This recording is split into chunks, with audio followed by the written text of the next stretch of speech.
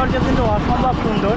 Bit থেকে বেরিয়ে এবার একটা খাড়ির দিকে যাচ্ছি, আর এখন কিন্তু আমরা রায়মঙ্গল নদীর উপর দিয়ে যাচ্ছি। কোনো সময় কিন্তু বাঘ চলে আসতে পারে, এই সব জায়গাতে কিন্তু বাঘ আসে, ঘুরে বেড়ায়, যাতে বাঘ না ঢুকে যায় এর ভিতর, তার জন্য কিন্তু দেখো কত বড় তার কাটা দেওয়া আছে। এই পাশে কিন্তু জঙ্গল আর এই পাশে নদী, আর ওই যে দেখা যাচ্ছে কুমিরমারি দ্বীপ। তো অসম্ভব একটা ফিলিংস, অসম্ভব একটা সুন্দর জায়গা।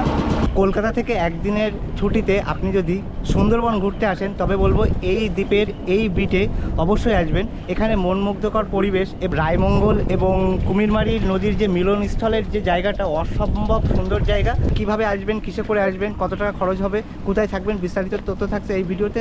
আর বাঘ দেখতে আসলে কিন্তু এখানে আসবেন, সৌভাগ্যে থাকলে বাঘও দেখতে পারবেন। তবে ভিডিওটা সম্পূর্ণ দেখতে থাকুন। তো চলুন।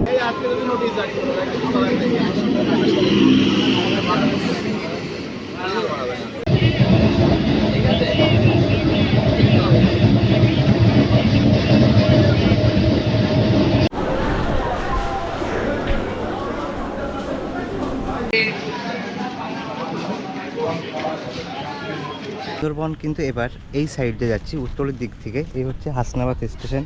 তো হাসনাবাদ স্টেশন থেকে বেরিয়ে মানে সামনের দিকে বেরিয়ে এবার বাস স্ট্যান্ডে যাব বা অটো স্ট্যান্ডে যাব।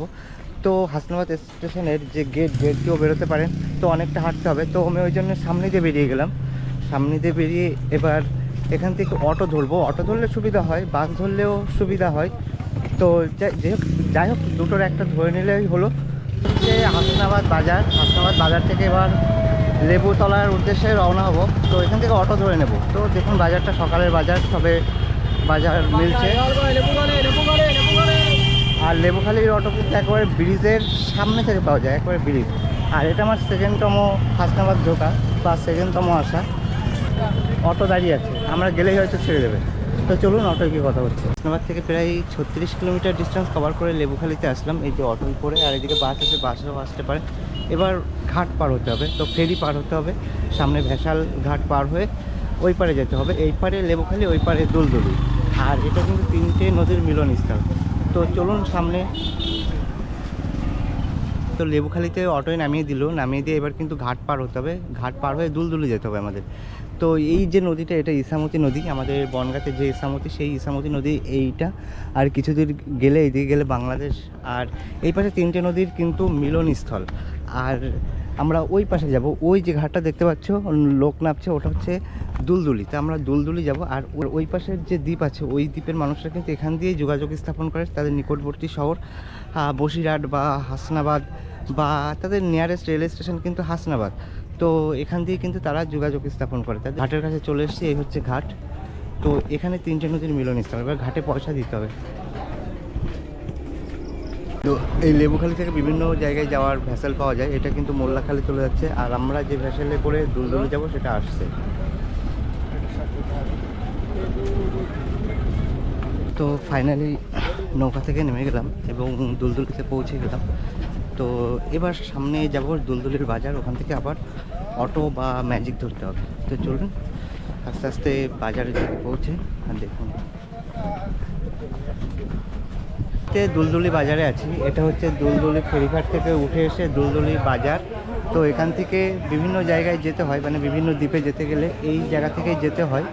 তো এখান থেকে আমরা যেরকম কালীতলা যাব, তো এই যে ম্যাজিক মতন দেখতে পাচ্ছেন এই গাড়িটা যাবে। তো 9 জন না হলে ছাড়ে না, আমাদের 9 জন পূর্ণ হয়নি। তো পরে যে ভ্যাসালটা আসবে বা পরে যে নৌকাটা আসবে, ওই নৌকার জন্য আমরা অপেক্ষা করছি। তো যাই হোক সবে 6 জন হয়েছে, এখনও 3 জন দরকার। তো ভাড়া নেবে 35 টাকা করে। তো চলুন। আর বাজারটা দেখুন, বেশি বড় নয় দুলদুলির বাজার।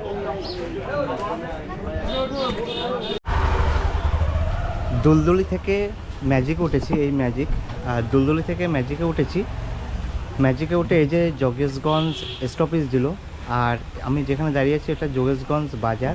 তো এখান থেকে ডিভাইড হয়ে যায়, মানে ভাগ হয়ে যায়। এটা পুরো শামসের নগর চলে যায়, মানে এই যে ম্যাজিকটা। আর ওই সোজা যে রাস্তাটা, ওটা কিন্তু হেমনগর চলে যায়। হেমনগর হচ্ছে শেষ, আর এদিকে কিন্তু শামসের নগর শেষ, মানে 0 পয়েন্ট।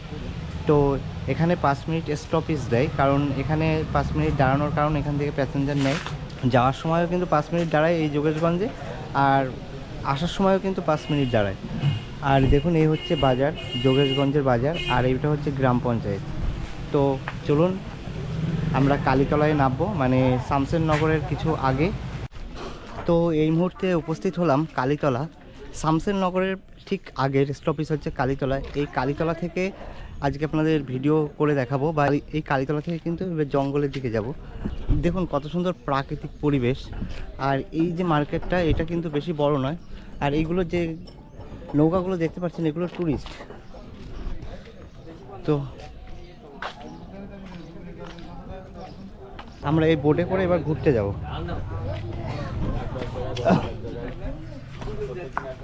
আচ্ছা, এটা করে জঙ্গলে যেতে হবে নাকি? এই নৌকা কত করে? 300 টাকা। ও, কোন অবধি কত দূর যাবে? ফরেস্ট।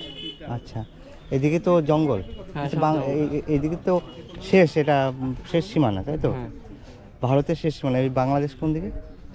বাংলাদেশ সামনে, তাই তো? তো এবার এই বোট ভাড়া করে নিয়ে আমরা এবার যাব ঘুরতে, জঙ্গল দেখতে।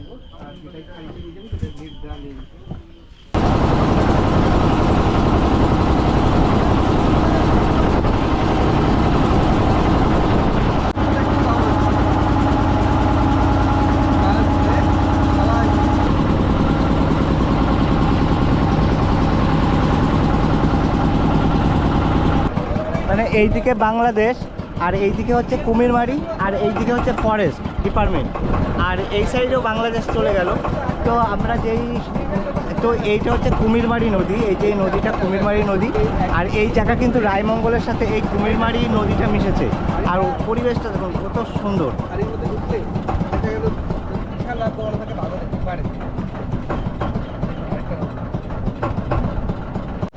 তো আমরা চলে এসেছি ঝিঙেখালি বিটে। তো এই বিটে এখন অফ সিজন, তো এই জন্য লোকজন খুব কম, মানে যারা পর্যটক তারা কম। আর ভাগ্য ভালো থাকলে বাঘও দেখতে পারি। কিন্তু এটা Sundarban tiger reserve, the only mangrove tiger habitat. তো দেখুন, আর এই যে নদীটা, এটা কিন্তু রায়মঙ্গল নদী, মানে এই নদীটা রায়মঙ্গল নদী। আর ওই যে জাহাজ দেখা যাচ্ছে ওই পাশে কিন্তু কুমিরমারি, আর এই সাইডটা বাংলাদেশ চলে গেল। আর আমরা ওই সাইড থেকে উঠেছিলাম, যেটা নৌকায় করে আসলাম। তো এই সুন্দর মনমুগ্ধকর পরিবেশ, অপরূপ পরিবেশ, আর এই নৌকা ভ্রমণ সত্যি অসাধারণ লাগলো। আর ওয়েদারটা দেখুন আজকে কত সুন্দর। তো পৌঁছে গেলাম Jhingekhali beat, Basirhat range, Sundarban tiger forest. তো এই বিটে প্রবেশ করব। তো এই হচ্ছে গেট, এই গেট দিয়ে তো ভাগ্য ভালো থাকলে বাঘও দেখতে পারি। তো চলুন আস্তে আস্তে সামনের দিকে এগিয়ে যাই। সুন্দরবনের মানুষেরা বিশেষত যে দেবীর পুজো করে থাকে সেটা হচ্ছে বনবিবি। তো এই সেই বনবিবি মন্দির। তো দেখুন, এই বিটে এসে দেখতে পেলাম। এবার সামনের দিকে যাব। সুন্দর জায়গা। দেখুন এই বিটে পর্যটক খুবই কম। তো যখন শীতকাল তখন কিন্তু পর্যটক বেশি থাকে। আর এই বিটটা খুব নিরিবিলি এবং নির্ঝুম একটা জায়গা। আপনারা যারা সময় কাটাতে আসতে চান তারা কিন্তু আসতে পারেন। এবং কি করে আপনারা আসবেন সম্পূর্ণ বিস্তারিত কিন্তু এই ভিডিওর প্রথম থেকে দেখলে বুঝতে পারবেন। এবং ডেসক্রিপশন বক্সে টোটাল ঠিকানা দেওয়া থাকবে। তো চলুন এই টাওয়ার একটু উঠি।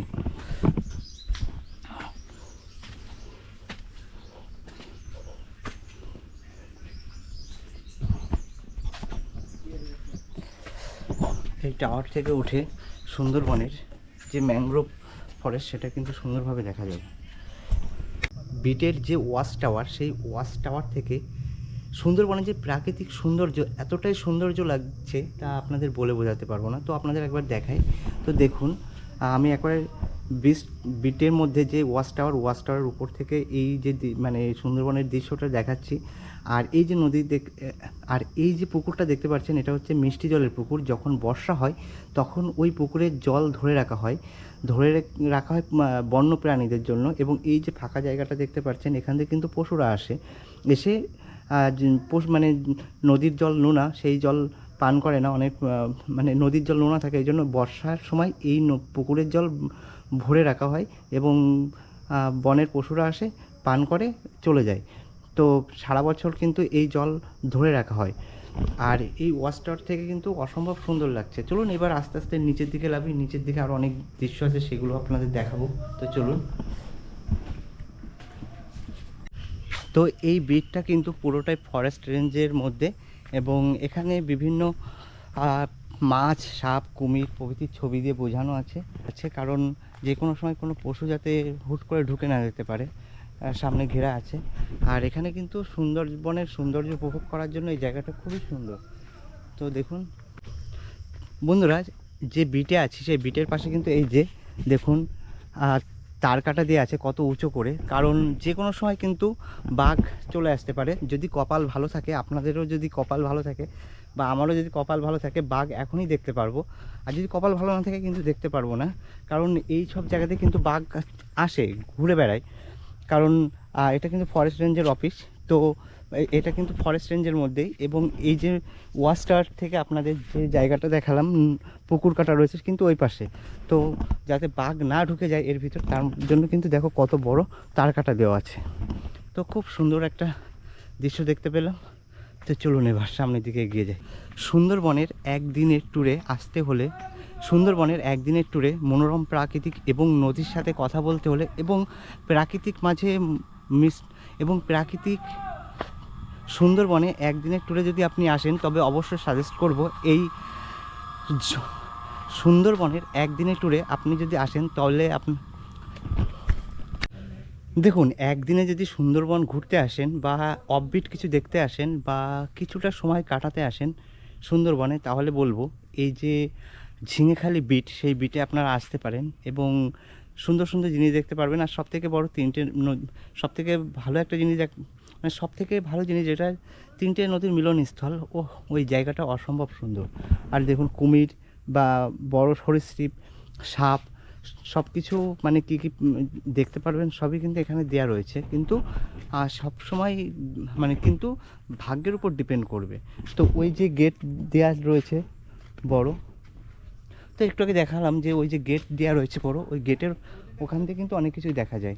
তো চলুন এবার সামনের দিকে এগিয়ে যাই।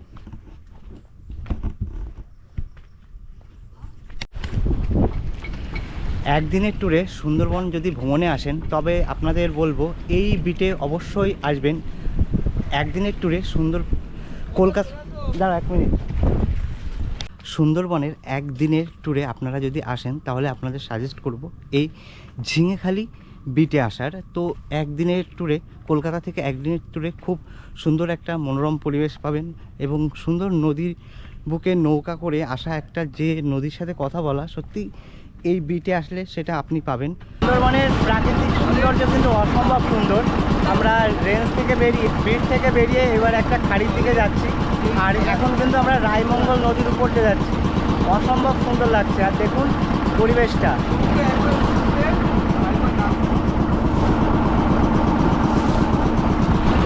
এই পাশে কিন্তু জঙ্গল আর এই পাশে নদী, আর ওই যে দেখা যাচ্ছে কুমিরমারি দ্বীপ। তো অসম্ভব একটা ফিলিংস, অসম্ভব একটা সুন্দর জায়গা। তো কী বলবো, এক্সপ্লোর করতে আসলে এইসব সৌন্দর্য উপভোগ করা যায়। তো আপনারাও আসবেন। আর আমার এই পাশে কিন্তু ম্যানগ্রোভ অরণ্য। তো সুন্দরবনের যে ম্যানগ্রোভ অরণ্য, সেটা কিন্তু সম্পূর্ণ এই পাশে। দেখুন এই পাশে কিন্তু গার্ডিয়ান রাখা আছে। আর আমার ডান পাশে, আমার বাঁ পাশে কিন্তু ম্যানগ্রোভ অরণ্য। তো দেখুন কত সুন্দর লাগছে।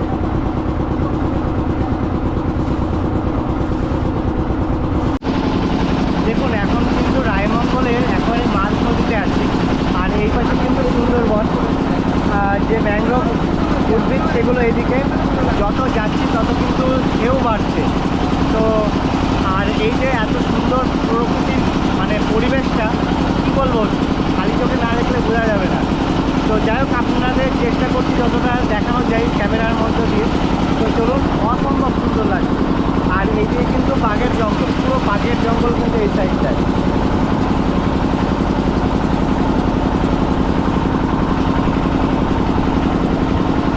আর আমরা কিন্তু এই নৌকায় করে যাচ্ছি।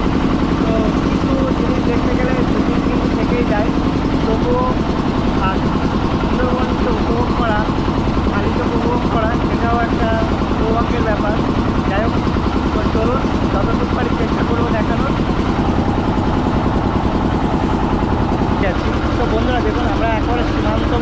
অঞ্চলে আসছি।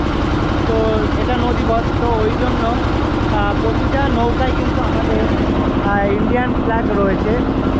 তো আর এই রুট দিয়ে কিন্তু দেখুন বড় বড় জাহাজ চলাচল করে, মানে আন্তর্জাতিক জাহাজগুলো।